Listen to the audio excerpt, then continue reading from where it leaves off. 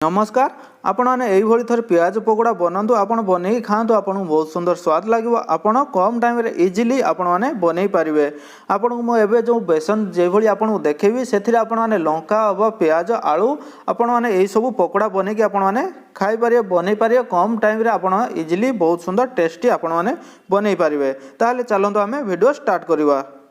एठी मु गोटे खाली जगह नहीं जाइए आपड़ जेकोसी जगह नहीं पारे ना बेला भी आपण मैंने नहीं पारे जेटा भी हेले आपण एठी नहीं पारे केवल बेसन आम एठी गोलेबा पाई मुझे गोटे बोले ये बेसन नौ मुझे कम ये जमी पकोड़ा बनवाई ये बेसन नहीं कम नहीं आपड़ जिते बेसी पकोड़ा बनइबे जमीक से हिसाब से आप बेसन ये अधिका कम बेसी आपड़ नहीं पारे मुझे जमी कम नहीं से कम बेसन नहीं ये मो पानी ये अल्प पानी ये मिसाऊँ आपको आम भल भाव पूरा मिसेदेवा जमीक मेंढा मेंढा रोचे आपको पूरा भल भाव मिसेदेवा मुझे हाथ मिसे दूसरी हाथ आपको भल भाव पूरा मिसेदेमी पूरा हूँ प्लेन करदेमी जमीक मेंढा मेंढा न पूरा आपको भल भाव मुझे पूरा मिसेदेवी ये मुझे भल भाव पूरा मिसे देती ये आप देखिपे जमीक ये पूरा पूरा प्लेन हो जाए मेंढा मेंढा ये बिल्कुल भी ना किंतु आम देखिपे आम जो पिठो पूरा आमर बेसन पिठो पूरा मोटा अच्छी पतला नहीं पतला आपण मैंने करेंगे जो पकोड़ा बने फिर पकोड़ार कि आलू हो कि मिर्ची हो जहाँ भी हो से फिर भल भाव लगे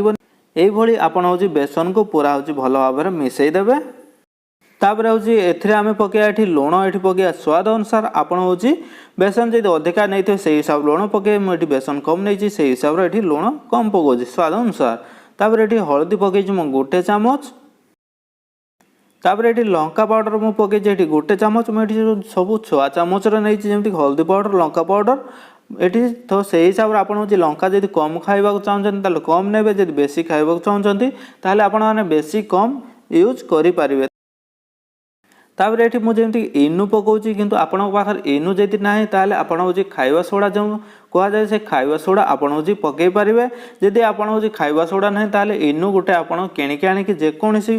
जमी इनु रोज जेकोसी फ्लेवर भी आपण ये यूज करें। तापर आपको हूँ आम भल भाव पूरा मिसईदेवा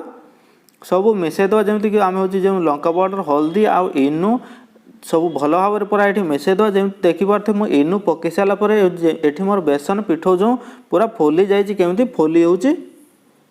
ये मो पूरा भल भाव पूरा मिसई देती देखो ये मोर पिठो के पूरा फोली जाइए कि अल्प मोर थिला ये इनुटा पकेली तापर ये पूरा फोली जाइए आपको हूँ आम छाड़ीदे कम से कम 5 मिनट आपको आम छाड़ीदे ये आमर 5 मिनट हो जाए आपको हूँ अल्प टे आम भल भाव पूरा मिसईदे आपण मैंने देखिपे ये जो बेसन पिठोटा मोर बहुत मोटा अच्छी किंतु आप पतला करेंगे मुझे आगुरी कही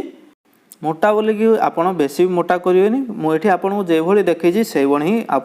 रखिए पतला करेंगे कि बेसी मोटा करेंगे मीडियम रखिए जमीक पकोड़ार लगे दरकार। ये मो प्याज गोटे नहीं गोल गोल कर काटिदे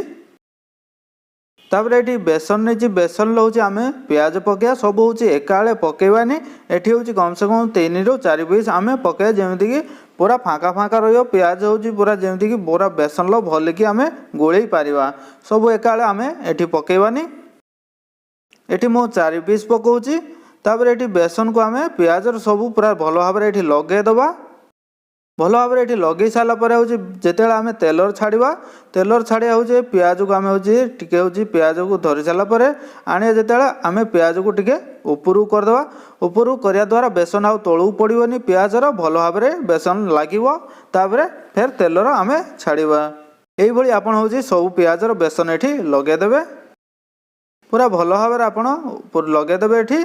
तापर ये कढ़ार मु तेल ढाली देती ये मोर तेल हूँ गैस चालू कर देती मीडियम गैस ये रखी आप हाई गैस रखिए प्याज ना उपरे जलीज कि भितर आपंकर प्याज कंचा रही मु मीडियम गैस रू आहरी स्लो रखी तेल आपण भी तेल हूँ हाई जमी तेल बेसी गरम थिले छाड़बे आप तेल अल्प टे गरम थी हूँ प्याज हूँ आपड़ ये सब छाड़ीदेवे जी आप तेल नहीं थे से हिसाब से आप प्याज छाड़िए फिर हूँ तेल कम प्याज जी पकोड़ा बनाऊँ पकोड़ा आप हूँ बेसी छाड़बे तेल जी से हिसाब से पकोड़ा हूँ आप जहाँ भी बनाऊे लंका हो कि प्याज हो कि आलू हो गोटे बेसन मुझे कही आप गोटे बेसन ये सब आपने बनई पारे ये प्याज जमीक आम बनाऊे प्याज को आम ये छाड़ीदे ଏଠି ମୁଁ ଆପଣଙ୍କୁ ଦେଖାଇ ଦେଉଛି ଏଇଭଳି ଆପଣମାନେ ହିଁ ଛାଡ଼ିଦେବେ ପୁରା ଭଲ ଭାବରେ ପିଆଜ ହେଉଛି ଯେମିତିକି ବେସନ ପୁରା ହେଉଛି ଭଲ ଭାବରେ ମିଶାଇ ଦେବେ ଯେମିତି ବେସନ ପୁରା ପିଆଜ ଲାଗିବା ଦରକାର। ତାପରେ ଏଠି ଆପଣ ଛାଡ଼ିଦେବେ ସବୁ ଏଠି ଛାଡ଼ିଦେବେ। ମୁଁ ଯେମିତି ଗୋଟେ ପିଆଜ ନେଇଛି ସେଥିପାଇଁ ଏଠି ମୁଁ ସବୁ ପିଆଜ ଏଠି ଛାଡ଼ି ଦେଇଛି। ତାପରେ କିଛି ସମୟ ଆକୁ କିଛି ସମୟ ଛାଡ଼ିଦେବେ।